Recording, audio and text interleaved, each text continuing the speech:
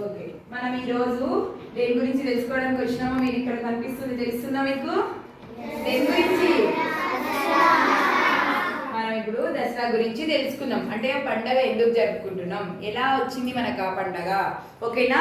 ఇప్పుడు దాని గురించి మనం ఎందుకు జరుపుకుంటున్నాము, ఎన్ని రోజులు జరుపుకుంటున్నాము, అందులో ఏమేమి ఉంటాయి, సో వాటి అన్నింటి గురించి మనం ఇప్పుడు తెలుసు.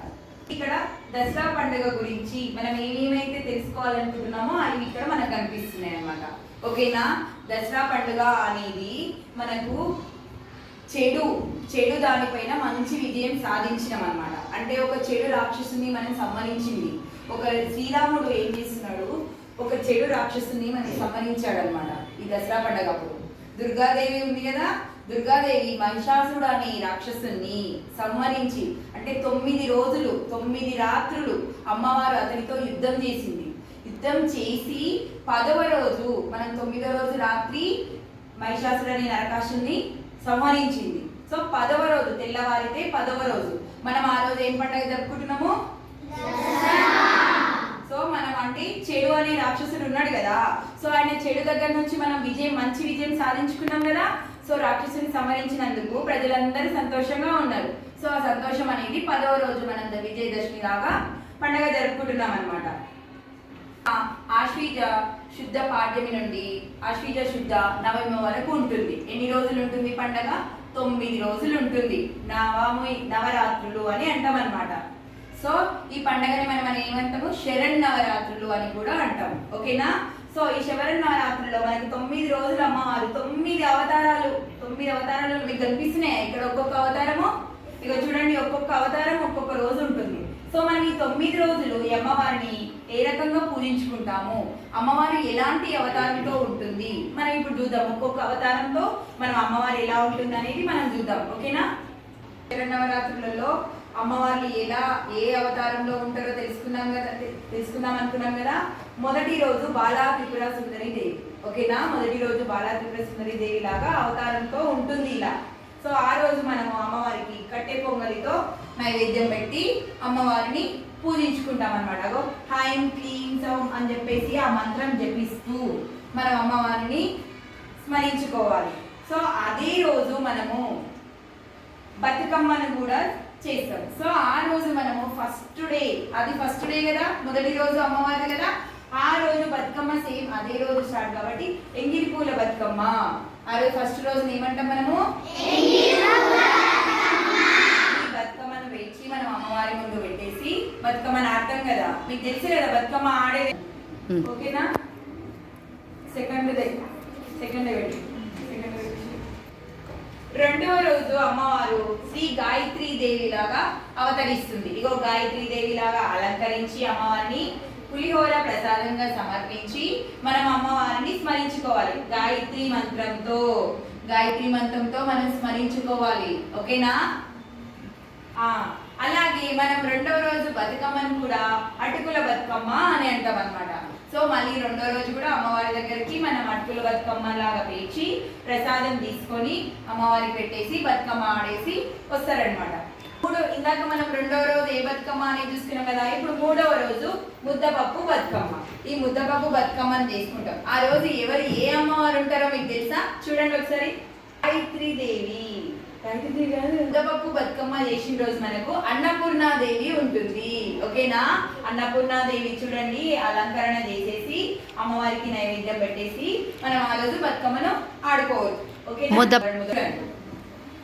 4వ రోజు నానా బియ్యం బతుకమ్మని.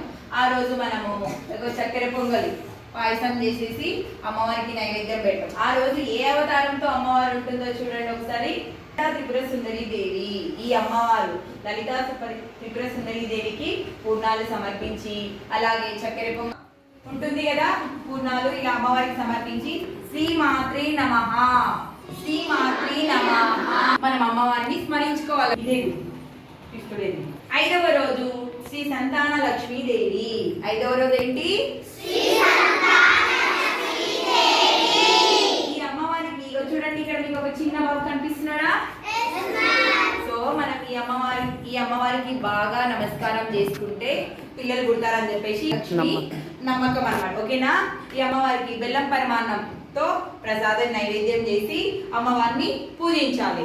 ఆ రోజు బతుకమ్మ ఏ పేరుతో ఉంటుందో తెలుసా మీకు? బతుకమ్మ. ఆ రోజు బతుకమ్మ అట్ల బతుకమ్మ అనే పేరుతో పిలుచుకుంటాం. చూడండి, అట్ల వేసుకున్నారు.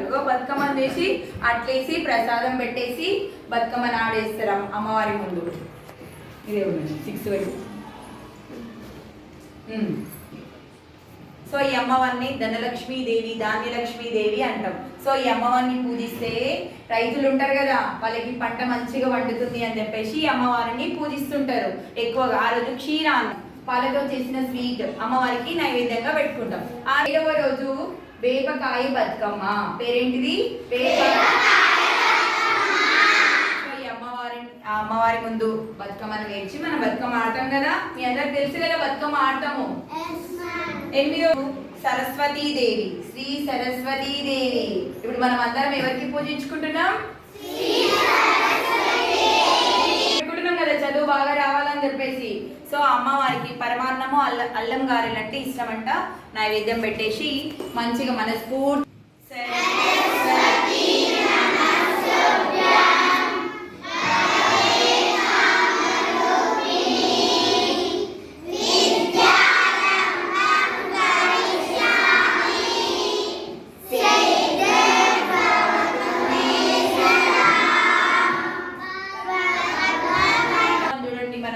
వెన్న ముద్ద బతుకమ్మ.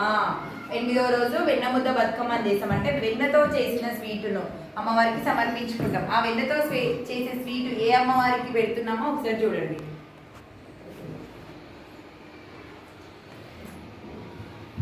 శ్రీ దుర్గాదేవి అవతారం, శ్రీ దుర్గాదేవి. చూడండి ఎలా ఉందో అమ్మవారు. దుర్గాదేవి ఏ వాహనం పైన కూర్చొని ఉంది? ఇగో ఈ అమ్మవారికి వాహనం పైన కూర్చొని ఉంది. చూడండి దుర్గాదేవి. అమ్మవారికి చక్కెర పొంగలి, అలాగే ఇందాక వెన్నతో చేసిన స్వీట్ అనుకున్నాం కదా, అది సమర్పించి రెడ్ కలర్ చీర కట్టుకొని అమ్మవారి ఓ దుర్గాయ నమః అని చెప్పేసి మంత్రం జపిస్తూ మనము అమ్మవారిని స్మరించుకోవాలి. 5వ రోజు అంటే ఇది చివరి బతుకమ్మ. శరన్నవరాత్రుల్లో 9th డే కదా లాస్ట్. ఆ రోజు మనము సద్దుల బతుకమ్మ. సద్దుల బతుకమ్మను చేసేసి ఏ అమ్మవారి ముందు ఆడుతున్నామో ఒకసారి చూడండి. మహిషాసుర మర్దిని అమ్మవారి అవతారం చూడండి. శ్రీ మహిషాసుర మర్దిసుడు ఉన్నాడు కదా మహిషాసురుడు. ఈ రాక్షసుని అమ్మవారి సంహరించింది. ఎప్పుడు? 9వ రోజు. 9వ రోజు అమ్మవారి సంహరించింది. అప్పుడు మనం నెక్స్ట్ డే తెల్లవారితే 10వ నవమి తర్వాత ఏంటి? అందుకే నవరాత్రి. అందుకే 9వ రోజు తర్వాత 10వ రోజు దశమి ఉంటుంది కదా, మనం అందుకే ఆ రోజు దసరాని జరుపుకుంటాం అన్నమాట. మనం ఈ దసరాని ఎప్పుడు జరుపుకుంటున్నాం? 10వ రోజు. ఆ రోజు ఏమంటాం? విజయదశమి అంటాము, దసరా అని కూడా అంటాం అన్నమాట. అమ్మవారికి నేను వాహనం చెప్పాను. అమ్మవారికి ఏం వాహనం ఉంది? దుర్గాదేవి అమ్మవారిని పూజించాలి. నవరాత్రులు ఎన్ని రోజులు జరుపుకుంటాం? దసరా నవరాత్రులు ఎన్ని డేస్? సో ఎక్కడి నుంచి ఎక్కడి వరకు మనం అంటే ఏ రోజు నుంచి ఏ రోజు వరకు నడుపుకుంటున్నాం మనం? ఎప్పుడు స్టార్ట్ అవుతుంది?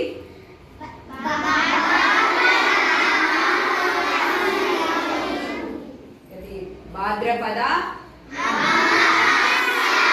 మళ్ళీ మనకు అక్కడ నుంచి ఎక్కడి వరకు మనం జరుపుకుంటాం? ఎన్ని రోజులు జరుపుకుంటున్నాం? 9 రోజులు కదా. ఆ 9 రోజులు లాస్ట్ రోజు ఏమవుతుంది? 9వ రోజు ఏమవుతుంది మనకు?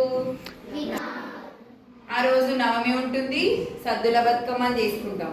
తెల్లవారితే ఏముంటుంది మనకు? తెల్లవారితే మనకి ఏముంటుంది నాన్న? నవమి తర్వాత ఇంకొక పేరు కూడా ఉంటుంది. ఏం పేరుతో పిలుస్తాము? సో అమ్మవారికి వాహనం ఏంటి? హ్యాపీ దసరా నాన్న. ఎవ్రీవన్ సే